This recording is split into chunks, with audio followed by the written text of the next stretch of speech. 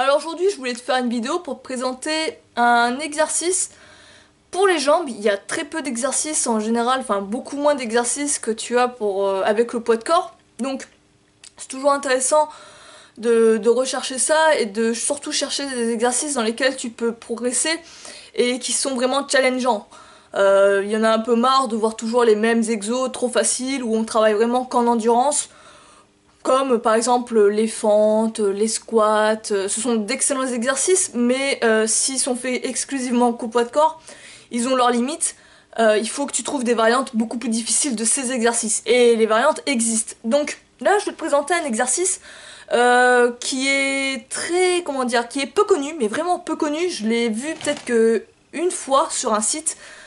J'ai voulu le travailler très récemment. Simplement parce que je désire me remettre aux ham glutes. Donc les ham glutes, je te montrerai l'exercice, c'est vraiment plus un exercice d'isolation qui travaille essentiellement les ischios.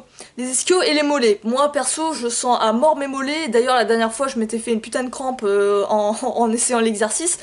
C'est clairement pour moi l'un des exercices les plus durs pour vraiment travailler les ischios. C'est vraiment un exercice d'isolation en fait. En général, tu n'as pas trop d'exercices d'isolation au poids de corps, mais les deux exercices que je vais te présenter sont vraiment des exercices vraiment d'isolation.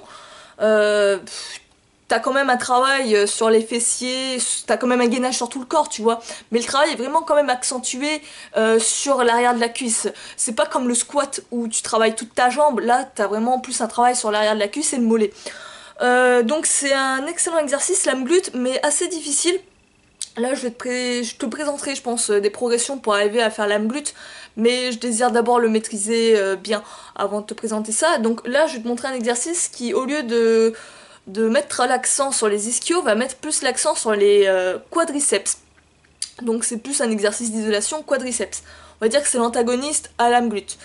Euh, le nom de cet exercice, je savais pas comment l'appeler, on dirait des ham glutes inversés en fait. C'est tout simplement j'avais vu le nom Foiling Tower, donc la tour qui tombe, un truc comme ça en anglais.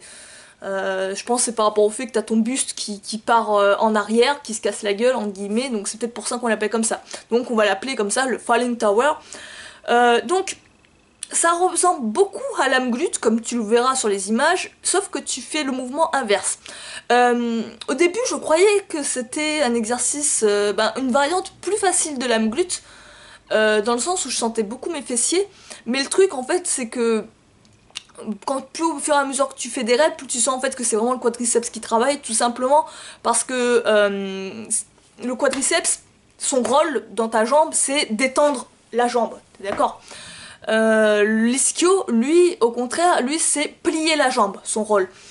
Ben, tout simplement, dans le Fowling Tower, ce que tu vas rechercher à faire, c'est non pas de dresser la jambe, mais plus dresser le buste. C'est-à-dire que c'est l'inverse de ce que tu peux faire sur machine, tu vois, pour faire du leg curl par exemple, pour travailler les quadriceps, tu tends la jambe, et là ça te travaille ton quadriceps, ben là au poids de corps, en général, ce sont les extrémités qui vont être soudées, soit sur le sol, ou qui vont pas du tout bouger, et ça va être le reste du corps, au contraire, qui va être en mouvement. Mais ça reproduit exactement la même mécanique en fait. Donc ça travaille vraiment, ça met l'accent sur le quadriceps. Pour bien l'effectuer, je te conseille déjà d'être bien dos droit, de bien gainer tout le corps, même de fermer les poings pour vraiment chercher à mettre la tension dans tout ton corps, travailler sur du gainage comme ça. Évite de trop cambrer le dos. En général, moi je m'en rendais pas compte, mais j'avais un peu tendance à trop cambrer. Évite de faire comme moi, mais fais plus comme Bradley, tu verras de toute façon sur les images. Bradley est vraiment dos droit, donc fais plus dans cette optique-là. Donc pour garder le dos droit, je te le rappelle toujours, engage les abdos et les fessiers. Tes lombaires sont protégés comme ça. Ensuite, pour progresser, c'est très simple, ça va être par rapport à ton amplitude. Au début, voilà, joue la précaution, tu mets derrière toi un pouf ou je sais pas moi, une chaise ou quelque chose, voilà, un support que tu as à ta disposition, tu le mets pas trop loin en fait, tu testes au niveau de ta force, tu le mets pas trop loin et tu vas juste chercher à t'abaisser jusqu'à toucher le support, pas vraiment t'appuyer dessus mais vraiment faire kiss the baby, la petite pause de, comment dire, d'une seconde, frôler le support et après revenir à la force de tes quadriceps sans perdre le dos droit, sans perdre, on va dire, ton corps droit. Et tu répètes comme ça, répétition après répétition, comme tu le sens. Et si tu sens vraiment que tu es à l'aise sur cette portion du mouvement, et ben tout simplement il suffit d'éloigner ton support et de le faire une amplitude plus grosse. Donc là tu verras qu'au fur et à mesure que tu descends en amplitude, l'exercice devient de plus en plus dur. On peut même imaginer que tu arrives, la variante on va dire extrême, que tu arrives littéralement à baisser ton corps sur tes talons, voire au sol, pourquoi pas. Au sol après, le truc c'est que t'auras un peu les genoux écartés, je suis pas sûre que ce soit forcément bon. De toute façon ça sera au ressenti au niveau de la mobilité de chacun, mais disons que tu arrives on va dire à toucher tes talons. Donc là vraiment t'as une excellente amplitude, t'as l'amplitude complète. Donc là vraiment, là tu vas avoir l'effort maximal.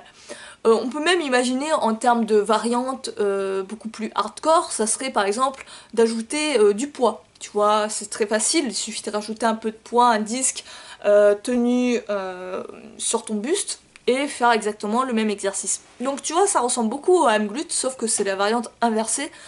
Ça peut très bien, en fait ça te permet de travailler de manière équilibrée si tu recherches un peu des exercices d'isolation. En général je suis pas fan des exercices d'isolation, surtout avec le poids de corps. J'aime bien travailler sur des exercices polyarticulaires, travailler mon corps comme une unité. Mais même avec des exercices d'isolation, comme tu le vois, même au poids de corps en fait tu peux pas vraiment isoler à 100% comme quand on est sur machine. Tu auras de la tension dans tout ton corps.